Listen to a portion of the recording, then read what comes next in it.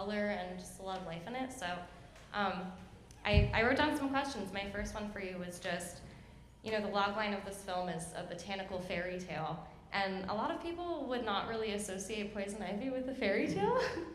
So I'm wondering, when did you decide to personify poison ivy as this character, and what inspired the design of that character?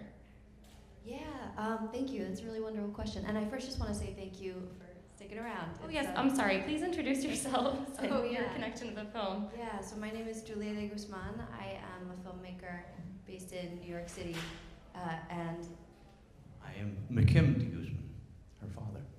he also helped me with the film.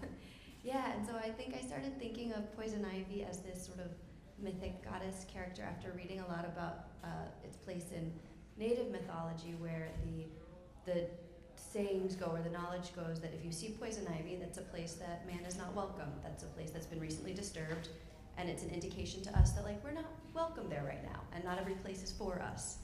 And I was really taken by that idea, and it flipped the whole idea on my head, where I was like, oh, right, poison ivy isn't doing anything to me. I'm going somewhere where I really shouldn't be going. And it was fascinating, too, that it grows in construction sites and recent tree fall and just land that needs a moment to heal. Yeah. Well, and with that, you've said that the film explores, quote, parallels between land protection and bodily autonomy. And I was wondering if you could elaborate on that. What's the connection there between the human body and nature and the earth, and what does that mean to you? Yeah, so going off of that idea of places that were healing, this was very much inspired by me getting really awful poison ivy rash at a time in my life where I was sort of coming into my own as a woman, and it made me really repulsive for a while. And I think that was really helpful, actually. How is that helpful? It was a good moment. It was sort of an indication, like, you know, a poisonous frog or some animal that says, like, do not touch me.